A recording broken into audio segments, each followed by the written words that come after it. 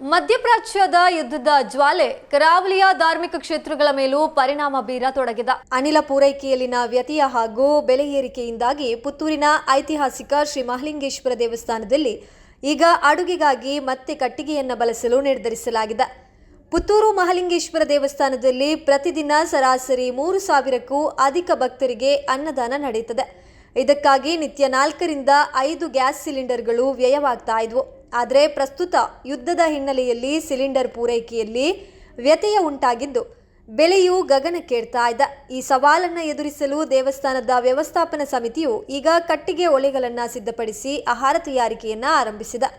ಇನ್ನು ಏಪ್ರಿಲ್ ತಿಂಗಳಿನಲ್ಲಿ ಮಹಾಲಿಂಗೇಶ್ವರ ದೇವಸ್ಥಾನದ ವಾರ್ಷಿಕ ಜಾತ್ರೋತ್ಸವ ನಡೆಯಲಿಕ್ಕಿದೆ. ಈ ಸಂದರ್ಭದಲ್ಲಿ ಸುಮಾರು 2.5 ಲಕ್ಷ ಭಕ್ತರು ಆಗಮಿಸುವ ನಿರೀಕ್ಷೆ ಇದೆ. ಅಷ್ಟು ಜನರಿಗೆ ಅನ್ನ ಸಂತರ್ಪಣೆ ಮಾಡಲು ಭಾರೀ ಪ್ರಮಾಣದ ಇಂಧನದ ಅವಶ್ಯಕತೆ ಇದ್ದು ಮುನ್ನೆಚ್ಚರಿಕಾ ಕ್ರಮವಾಗಿ ಈಗಿನಿಂದಲೇ ಕಟ್ಟಿಗೆ ಸಂಗ್ರಹಕ್ಕೆ ಸಮಿತಿ ಮುಂದಾಗಿದೆ. ಈಗಾಗಲೇ 3 ಲೋಡು ಕಟ್ಟಿಗೆ ಕ್ಷೇತ್ರಕ್ಕೆ ಬಂದಿದ್ದು ಇನ್ನಷ್ಟು ಸಂಗ್ರಹದ ಅಗತ್ಯವಿದೆ. ಈ ಹಿನ್ನೆಲೆಯಲ್ಲಿ ಭಕ್ತರ ಬಳಿ ಕಟ್ಟಿಗೆ ಇದ್ದಲ್ಲಿ ದೇವಸ್ಥಾನಕ್ಕೆ ನೀಡುವಂತೆ ವ್ಯವಸ್ಥಾಪನಾ ಸಮಿತಿ ಮನವಿ ಮಾಡಿದೆ. ಭಕ್ತರು ಮಾಹಿತಿ ನೀಡಿದರೆ ದೇವಸ್ಥಾನದ ವತಿಯಿಂದಲೇ ವಾಹನ ಕಳುಹಿಸಿ ಕಟ್ಟಿಗೆಯನ್ನು ತರಲು ನಿರ್ಧರಿಸಲಾಗಿದೆ.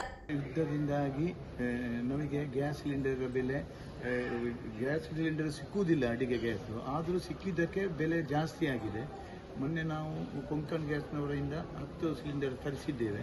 ನಮಗೆ ದಿವಸದಿಂದ 5-6 ಸಿಲಿಂಡರ್ಗಳು ಬೇಕಾಗ್ತದೆ. ಇವತ್ತು ನಮ್ಮ ಮಹಾಲಿಂಗೇಶ್ವರ ದೇವಸ್ಥಾನದಲ್ಲಿ ನಾವು ಒಲೆಯ ವ್ಯವಸ್ಥೆ, ಕಟ್ಟಿಗೆ ಒಲೆಯ ವ್ಯವಸ್ಥೆಯನ್ನು ಮಾಡಿ 2 ಲೋಡು ಸೌದೆಯನ್ನು ನನ್ನ ಮನೆಯಿಂದ ಒಡೆದ ಸೌದೆಯನ್ನು ತಂದಿದ್ದೇನೆ. ಹಾಗೆ ಮೊನ್ನೆ ಮಾರಪ್ಪ ರೈಯವರು ಅವರೊಂದು ಲೋಡು ಕೊಟ್ಟಿದ್ದಾರೆ. ಅವರು ಒಂದು ಲೋಡು ಕೊಟ್ಟಿದ್ದಾರೆ. ಹಾಗೆ ಮತ್ತೊಬ್ಬರು ಹೆಂಗಸರು ಕೂಡ ಒಂದು ಪಿಕಪ್ ಕೊಟ್ಟಿದ್ದಾರೆ.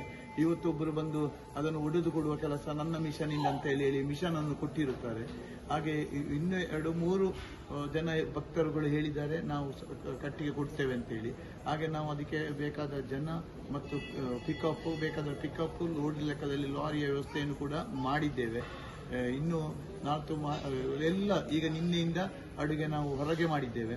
ಪಾಯಸ, ಸಾರು, ಸಾಂಬಾರೆಲ್ಲ ಕಟ್ಟಿಗೆಯ ಒಲೆಯ ಮುಖಾಂತರ ಈಗ ಅಡಿಗೆ ವ್ಯವಸ್ಥೆ ಮಹಾಲಿಂಗೇಶ್ವರ ದೇವಸ್ಥಾನದಲ್ಲಿ ವ್ಯವಸ್ಥಿತ ರೂಪದಲ್ಲಿ ಮಾಡ್ತಾ ಇದ್ದೇವೆ.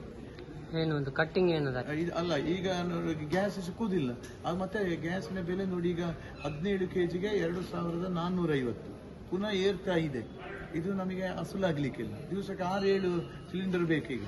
ಅದಕ್ಕೋಸ್ಕರ ನಾವು ಕಟ್ಟಿಗೆ ವ್ಯವಸ್ಥೆಯನ್ನು ಮಾಡಿದ್ದೇವೆ. ಭಕ್ತಾದಿಗಳು ಕಟ್ಟಿಗೆಯನ್ನು ಕೊಡುವಂಥ ವ್ಯವಸ್ಥೆ ಸುಮಾರು ಜನ ಫೋನ್ನ ಮುಖಾಂತರ ಹೇಳಿದ್ದೇನೆ. ಅದನ್ನು ತರಿಸುವಂಥ ಕೆಲಸ ದೇವಾಲಯದ ವತಿಯಿಂದ ಮಾಡ್ತೇವೆ. ಮತ್ತು ನಾಲ್ಕು ನಮ್ಮ ಜಾತ್ರೆಗೆ ಕೂಡ ಹಾಗೆ ಅಂದಾಜು 2.5 ಲಕ್ಷ ಜನ ಒಟ್ಟು ಆಗ್ಬೋದು. ಅದು ಕೂಡ ನಮ್ಮ ಕಟ್ಟಿಗೆಯ ಒಲೆಯ ಮುಖಾಂತರವೇ ನಾವು ಮಾಡ್ತೇವೆ.